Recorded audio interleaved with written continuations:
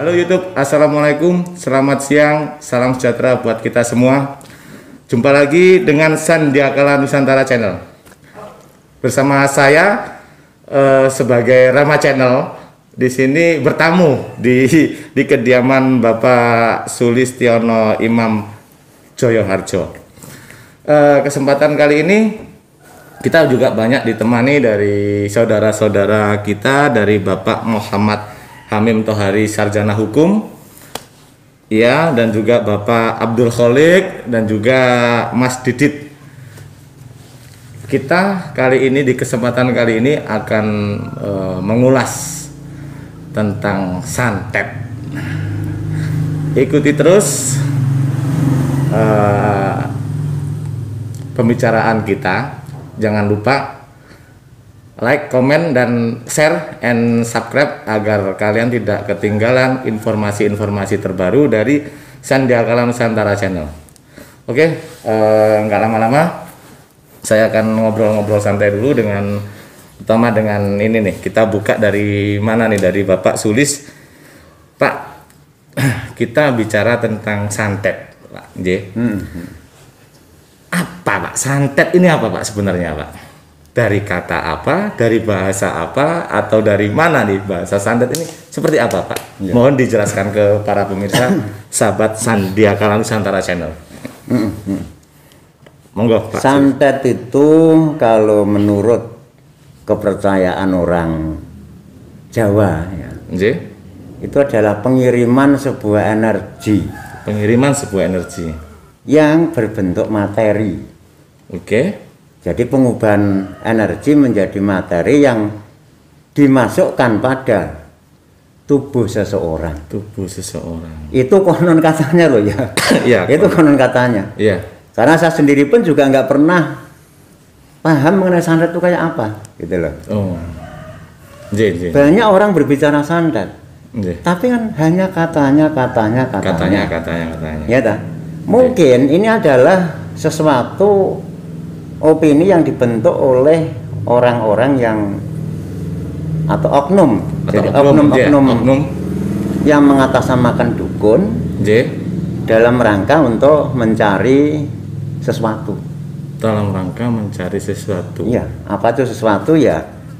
Mungkin dalam bentuk honor atau apa, ya kan? Oh, Itu.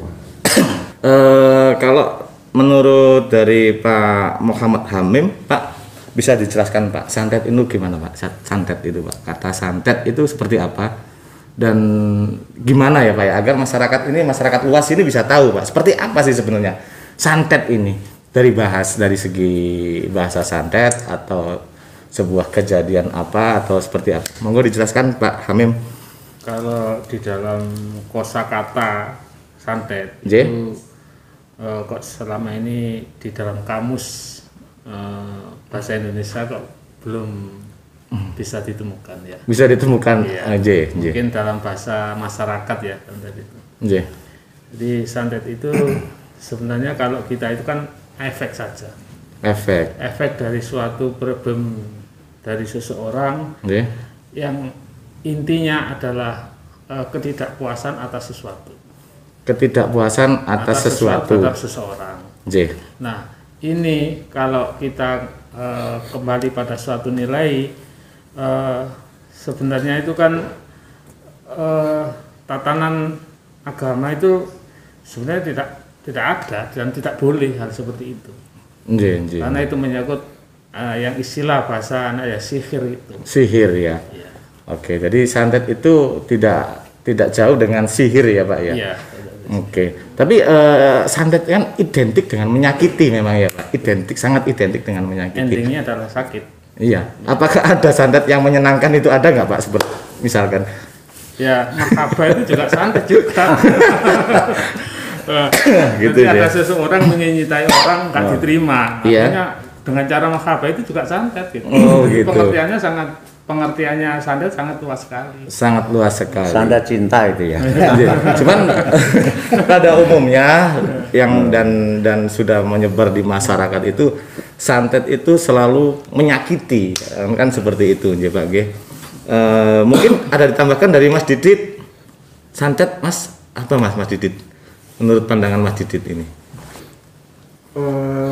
Menurut pandangan saya ini kan begini, kita hidup di dunia ini kan ada sebuah namanya relatif hidup, yang artinya ada sebuah kosmos.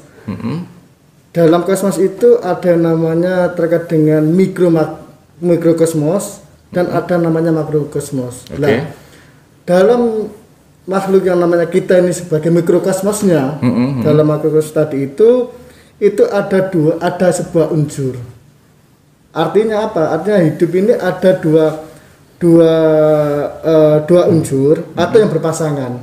Ada yang namanya gaib, ada yang namanya realistis. Realistis, santet ini kalau kita menelaah lebih jauh lagi, itu apa disampaikan Bapak tadi, Bapak Ham tadi itu, unsur adalah unsur magic, yaitu adalah sebuah ilmu yang gaib atau sebuah sihir. Seperti itu, Mas. Jadi kalau menurut Mas Didit itu adalah dua dimensi ya. Dua dimensi yang dari energi gaib dilontarkan ke realitas. Iya. Kalau Pak Abdul Khalik gimana, Pak Abdul Khalik? Santet ini gimana? Ya fenomenanya aja ya. Fenomenanya Jadi pada aspek sosial, santet itu dipercaya sebagai salah satu yang merusak. Salah satu yang merusak. Santet itu ya. Contoh begini, misalnya A ingin berbuat pada B untuk dia mencintai dia misalnya, itu juga bisa pakai santet. Yang tadi katanya santet mahabbah itu bisa gitu loh. Tapi pada dasarnya santet itu berakibat pada yang merusak. Jadi sesuatu yang salah itu didampakkan kebenaran. Betul. Sesuatu yang salah. Sehingga bisa dikatakan santet itu tipu-tipu. Tipu-tipu. Tapi tipu-tipu santet ini terjadi beneran loh, Pak. Kadang-kadang ada yang masyarakat mengatakan itu hanya tipu-tipu, tapi itu terjadi, Pak. Seperti apa, Pak? Ya, terjadi kan? Iya. Nah, santet itu karena sihir. Sihir itu bisa masuk pada orang-orang yang sedang kosong dirinya.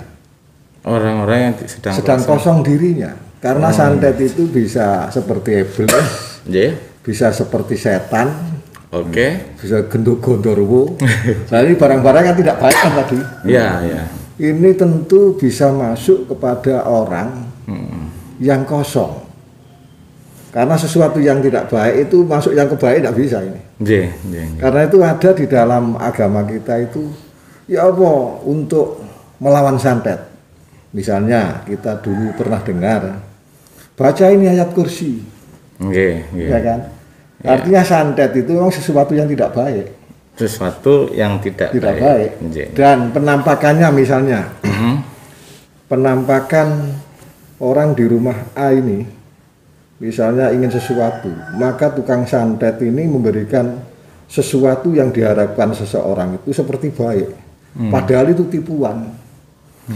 Meskipun itu tipuan bisa membahayakan tadi, karena tipuan itu mesti merusak. Ya kan? Maka sihir itu sebenarnya di dalam agama kita, mungkin agama-agama juga mesti dilarang. Santet dengan demikian sangat berbahaya. Betul. Gitu loh. Jadi saya melihat fenomena aja berbahaya. Karena apa, akibatnya juga orang tidak senang pada orang. Orang tidak senang pada mertuanya sendiri, ada kan gitu. Iya. Jadi sangat berbahaya. Banyaklah jadi orang pelaku santet. Kan di sini kan melibatkan 3 objek ya, artinya ya. Jadi 1 itu yang pelaku, 2 yang melakukan, nah 3 yang dilakukan ini. Kan seperti itu, Pak ya. Artinya kan gitu. Kalau saya sendiri, Pak, saya pribadi nih, saya menilai itu kadang-kadang gini kalau saya santet. Jadi saya berdoa jelek kepada orang lain, itu saya bisa kategorikan santet, Pak. Kalau saya pribadi itu kadang-kadang menilai seperti itu.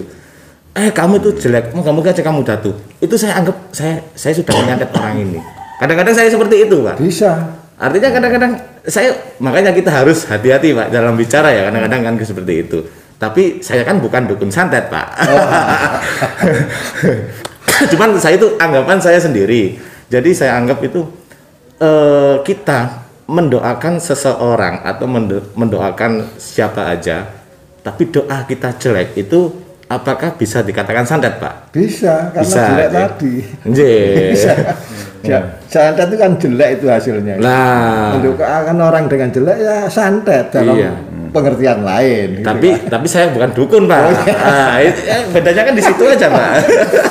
Dukun itu budi kabel. Tapi SAG ya. Sarjana alam gaib. Oke. Pembicaraan ini semakin seru para sahabat Sandiakala Nusantara Channel. Kita di sini ini sebenarnya tidak ada yang paham dengan istilah santet. Cuman kita di sini ini ingin berbagi aja, mengetahui, saling mengetahui, ingin mengetahui, sharing dari pandangan masing-masing saudara-saudara kita ini tentang santet, kan seperti itu. Apalagi sekarang itu lagi rame ya isu santet ya. Ya semoga aja yang menyebarkan isu ini tidak semakin menjadi provokator atau memprovokasi warga yang lain. Takutnya akan terjadi seperti masa-masa yang dulu kan gitu. Iya. Atau mungkin begini Mas. Mungkin panjenengan bisa mencari. Kira-kira selama ini sudah menemukan apa belum seorang dukun santet sekaligus bisa mempraktekkan kemudian di YouTube kan? Kalau memang ada tukang santet, saya ingin membuat konten di situ, Pak. Oh gitu ya. Pasti rame, Pak. Iya. Khusus Mas Andre. Iya betul. Iya pasti trending itu, Pak. Iya. Jadi mungkin di sini adakah tukang santet? Kalau ada saya mau live streaming, Pak. Jadi mungkin live streaming bila perlu. Jadi agar semua masyarakat luas Indonesia ini mengetahui ini loh tukang santet dan prakteknya seperti ini loh kan gitu. Nah, tapi kenyataannya kita semua tidak tahu seperti itu dan kita tidak mengerti. Kita hanya mendengarkan kata-kata santet setiap hari santet. Dan ada setiap kejadian jelek ini bisa dikatakan santet, ada kejadian buruk dikatakan santet. Ya kan gitu ya Pak ya. Masyarakat kadang-kadang sekarang ini gampang menilai. Oh di situ ini jatuh ini wah itu disantet sana. Ini kan fitnah Pak jadinya Pak kan gitu.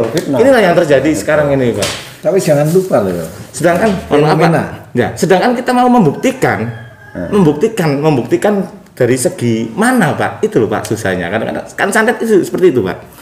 Hukum kita membuktikan santet dari mana Pak? Kan nggak ada bukti materialnya. Nggak ada bukti materialnya. Itu yang makanya ya jangan orang suka berhalusinasi, orang suka beropini, orang suka berangan-angan untuk dijadikan sebagai tuduhan pada seseorang bahwa dia adalah tukang santet. Ketika barang ini tidak bisa dibuktikan, lalu berkembang terus di masyarakat fenomena ini, cara berpikir orang ini kan bisa berdampak pada penuduhan orang tadi itu. Setelah penuduhan orang, maka orang menjadi resah. Bisa seperti di daerah-daerah lain di Banyuwangi, ya merambah ke daerah yang lain. Ya. Bisa juga orang itu akan rugi secara material. Bisa juga orang itu rugi secara psikis. Ya. Karena ada itu. Jadi maksudnya dari Pak Kholik ini adalah ada yang tertuduh gitu ya Pak ya? Misalnya itu. Ada yang tertuduh, salah satu si A katakan.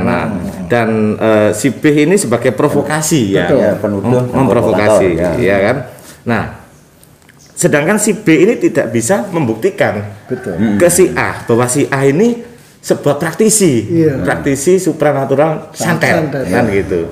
Nah, dan ini berusaha keras memfitnah di kalangan masyarakat. Berkembang ya isu seperti ini. Nah, iya memang sulit ya kalau seperti ini ya. Sulitnya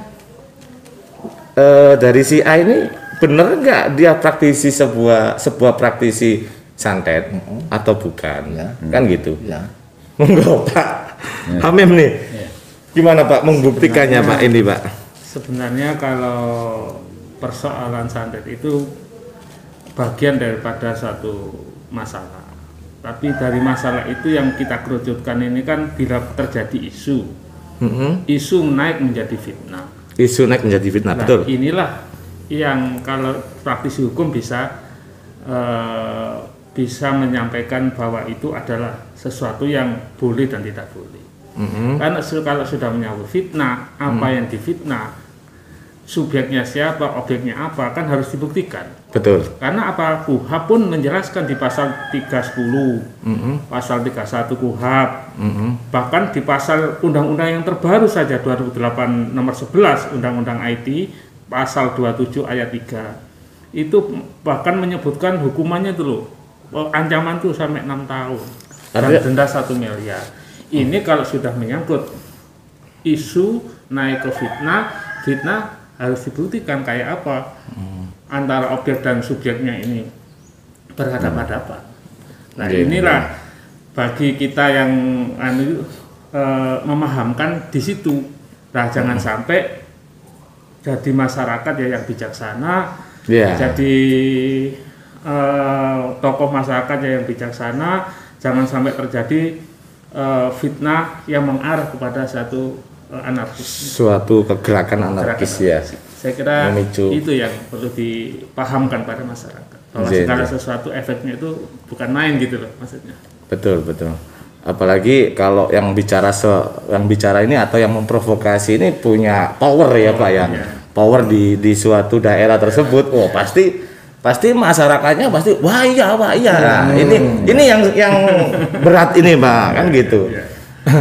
Jadi kita menanggapi seperti itu, mungkin ada yang mau menambahkan Mas Didit? Begini ya, sebenarnya juga ya, makasih. Kalau dalam kita melihat dari kacamata perspektif sosiologis, bahwasannya yang namanya santet ini yang tak terlepas dari atribut atau pemahaman masyarakat terkait hal seperti itu. Artinya tentang magic kan Pak ya, tentang magic kan, tentang seperti itu. Nah, praktek tersebut sampai sekarang ini kan pembuktiannya kan masih kamuflase atau tidak bisa dibuktikan secara real atau konkret. Nah, pada dasarnya kalau kejadian seperti itu katakanlah tadi kita mengacu pada si A dituduh menyantet dengan si B, tapi pembuktian tidak ada. Lah, secara otomatis ini kan membuat sebuah kegaduhan atau keresahan di tengah masyarakat. Karena apa? Karena kalau kita melihat ke belakang banyak peristiwa itu sudah terjadi. Semisal di Banyuwangi sendiri sudah terjadi, di Maluku Utara pun pernah terjadi, di luar Jawa pun pernah terjadi kan di Maluku Utara. Jadi si A tadi dituduh menyantet, akhirnya dengan konsekuensi apa? Rumahnya dibakar. Otomatis secara kerugian secara material. Setelah itu keluarganya diasingkan. Karena apa? Karena ada ancaman terkait pembunuhan. Ini yang harus kita yang harus kita antisipasi di situ lah. Keluarganya akhirnya apa? Akhirnya keluarga itu dibawa ke tempat polsek dengan tujuan apa? Biar mendapat perlindungan dan keamanan. Padahal itu faktanya belum terjadi, belum tahu terkait hal itu. Terbukti atau tidak? Ya ini yang harus kita pahami dan harus kita garis bawahi. Dengan esensi apa? Kita jangan mudah untuk percaya, untuk menyebarkan berita hoax yang memang itu belum terjadi sebuah kebenarannya. Karena dampaknya sangat luar biasa sekali. Bisa untuk pembunuhan, bisa untuk kepada pengerusakan yang kerugian material, bahkan untuk secara psikis.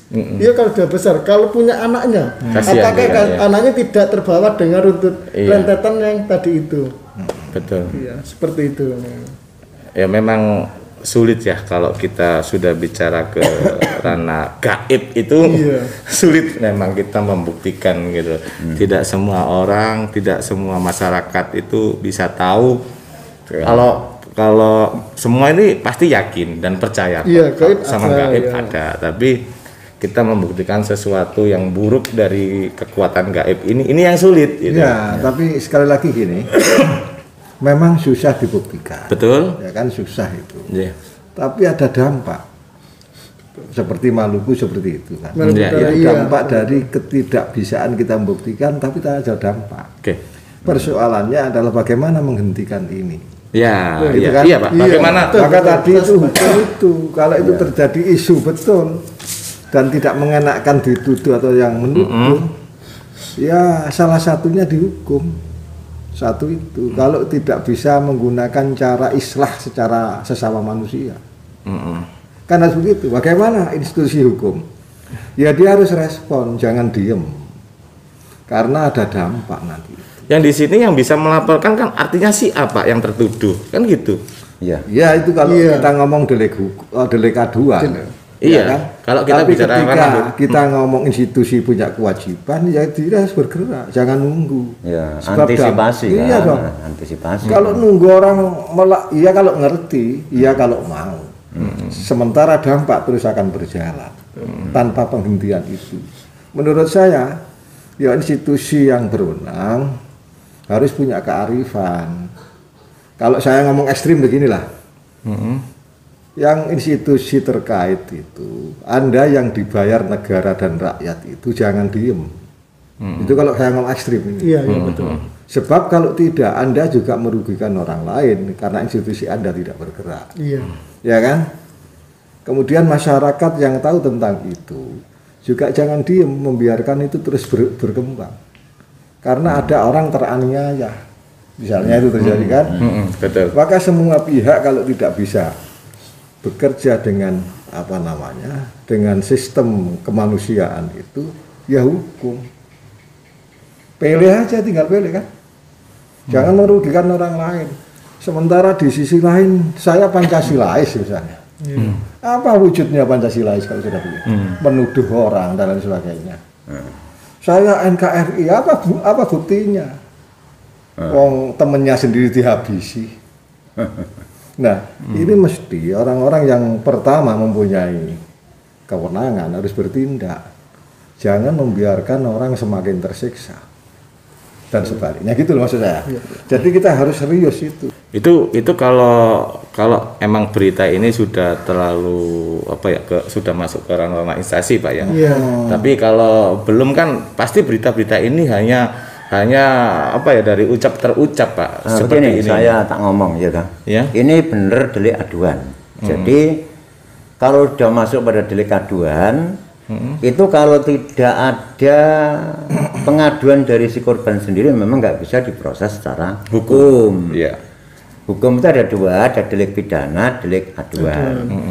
Kalau delik pidana itu tanpa dari aduan siapapun itu langsung bisa ditangani. Betul. Tapi kalau sudah masalah fitnah ini adalah tergantung yang bersangkutan, apakah dia akan mengadu atau tidak, kan gitu toh. Nah, menandaskan apa yang disampaikan oleh Pak Kami, Mas Didit, Pak Kholik ya, bahwa memang baik itu masyarakat maupun aparat hukum harus tanggap.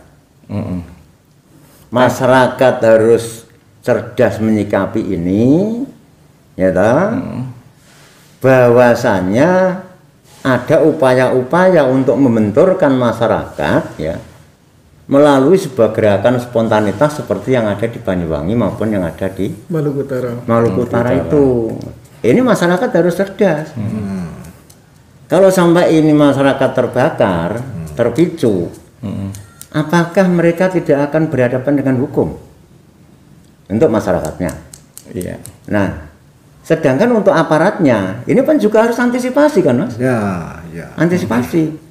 Ada hal semacam ini seharusnya juga apa itu dalam bentuk mediasi, apa itu dalam bentuk edukasi kepada masyarakat, ya toh? Karena apa? Ini akan mengancam kerawanan sosial, akan mengancam keamanan. Betul. Itu.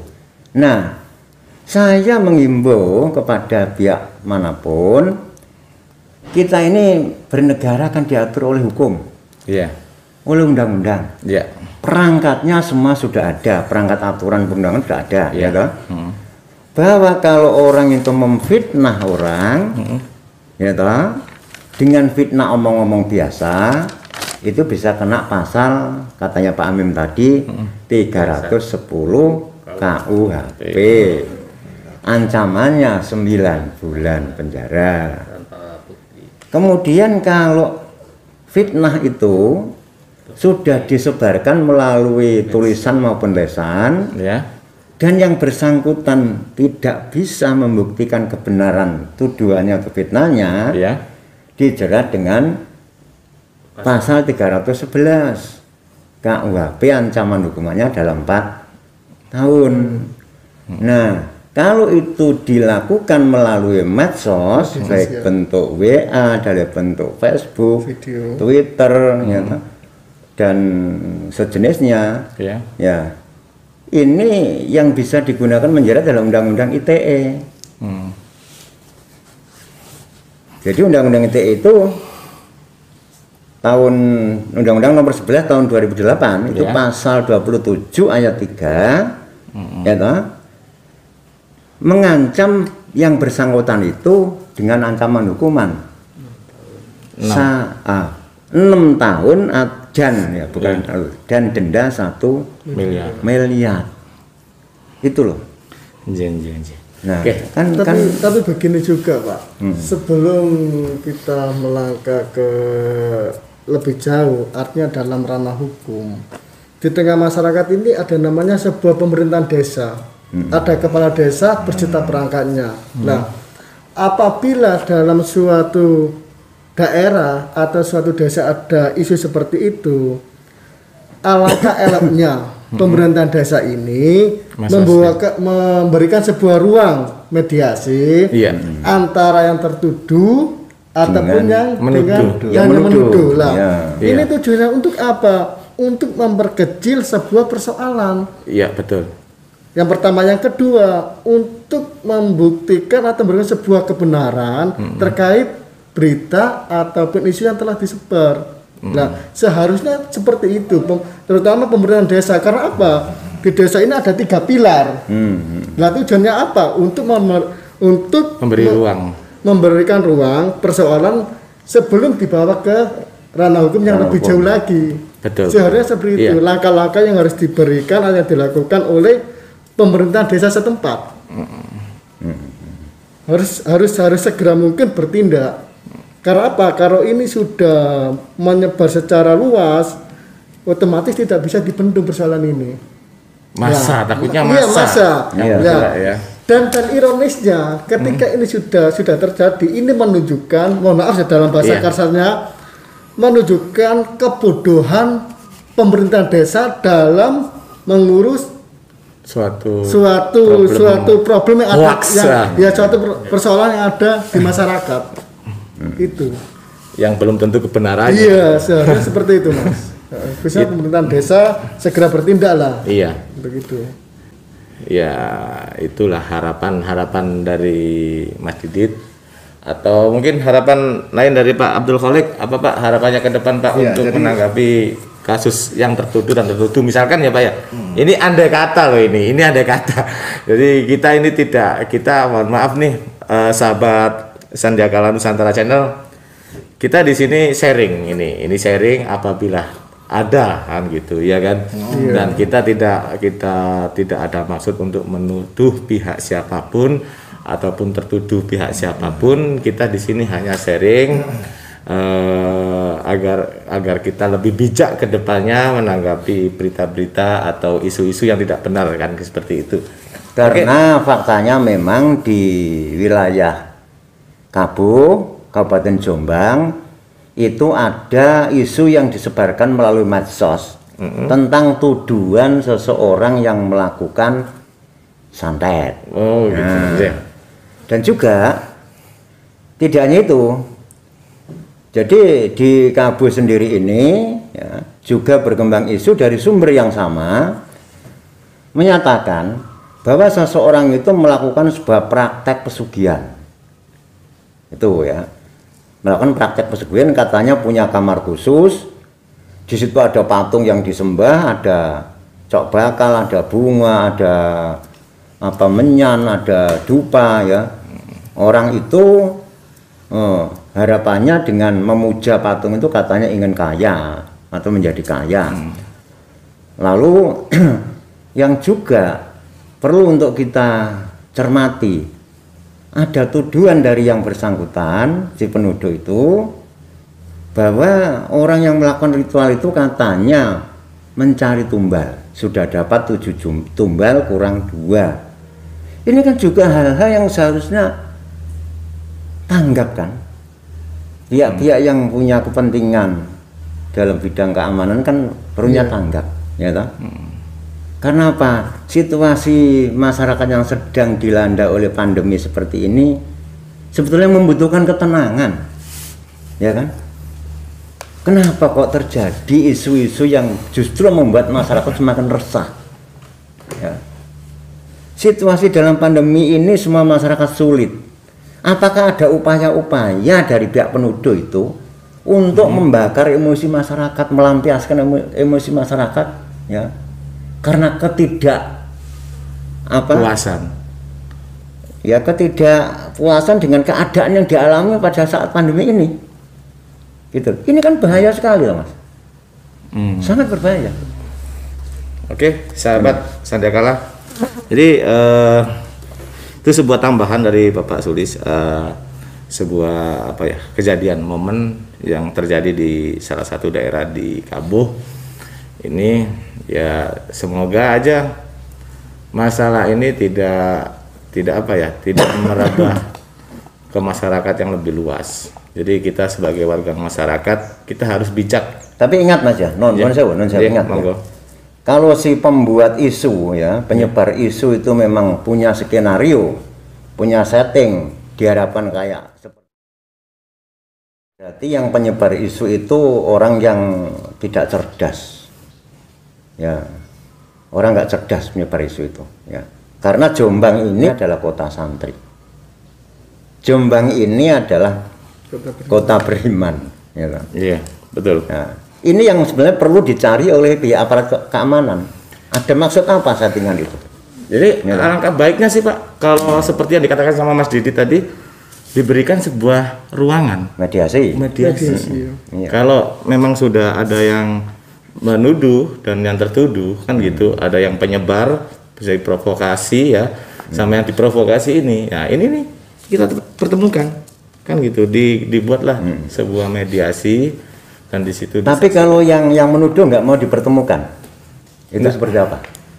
Nah, ini nih yang menuduh tidak mau dipertemukan, itu yang sulit ya Pak ya. Itu seperti artinya kadang-kadang gini, kadang-kadang kalau kita benar, semua lah saya rasa, semua warga masyarakat, kalau kita benar dalam menjalankan sesuatu, pasti kita berani menghadapinya. Ya. Nah, itu aja sih kita bisa menilai di situ. Rasanya di situ Mas. Iya. Rasanya di situ. Kita logika aja paling gampang kok. Iya. Kalau kita benar melakukan sesuatu, kita pasti berani menghadapi sesuatu itu. Iya. Nah, kalau kita tidak benar, ya tergantung nih. Nyali orangnya nih, kita pengecut atau pemberani. Kalau kita pemberani, saya mohon maaf. Iya. Kalau kita pengecut, saya sembunyi. Kan gitu ya. Ya itu sih dari saya seperti itu. Mungkin dari bapak-bapak ini, monggo ada yang mau ditambahkan. Ya, jadi pertama itu kan saya sudah bilang, yang berwenang itu segera mengambil antisipasi dan sikap. Itu pertama. Yang berwenang itu siapa? Pemerintahan desa. Betul. Katanya ada 3 pilar. Yang berwenang secara religius agamawannya.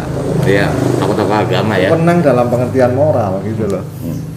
Ada 2 pilihan, dibawa ke ranah hukum atau konsensus sepakat dengan saling memaafkan. Iya. Pada satu hal yang memaafkan ini perlu kecerdasan dan kearifan. Pertama kali yang harus dituntut kearifannya itu pemimpin di segala level kan. Sebab masyarakat itu wataknya kan penganut. Masyarakat itu berwatak penganut.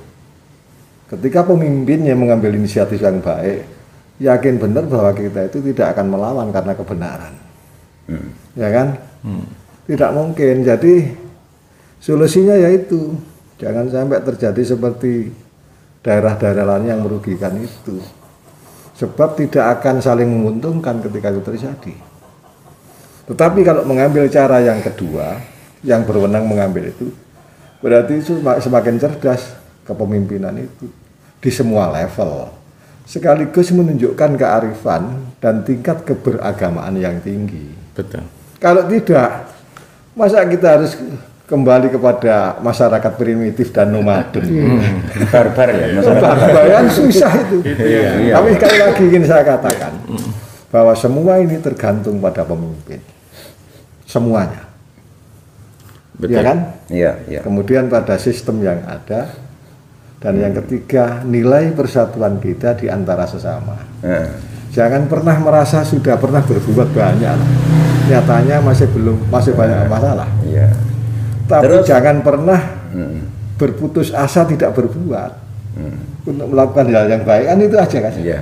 Dan semua bisa saya. Ya.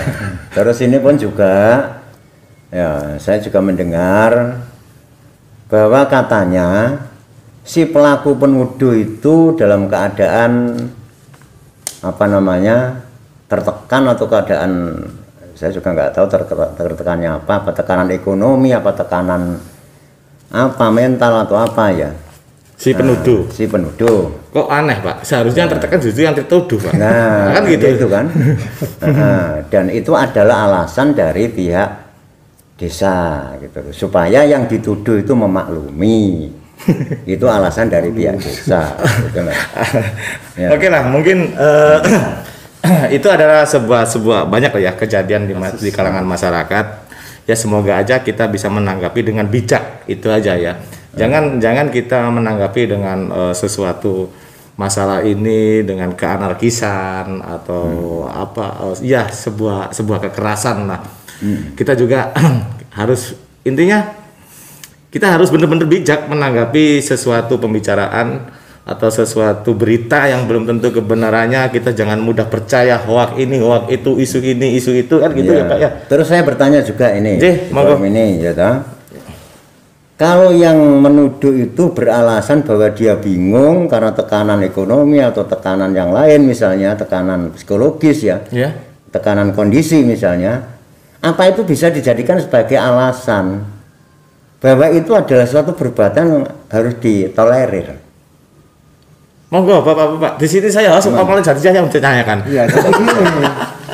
Kalau misalnya saya menuduh, Oke, sahabat Sandiakala Nusantara Channel, mohon maaf untuk para sahabat karena obrolan kita tadi sempat diputus.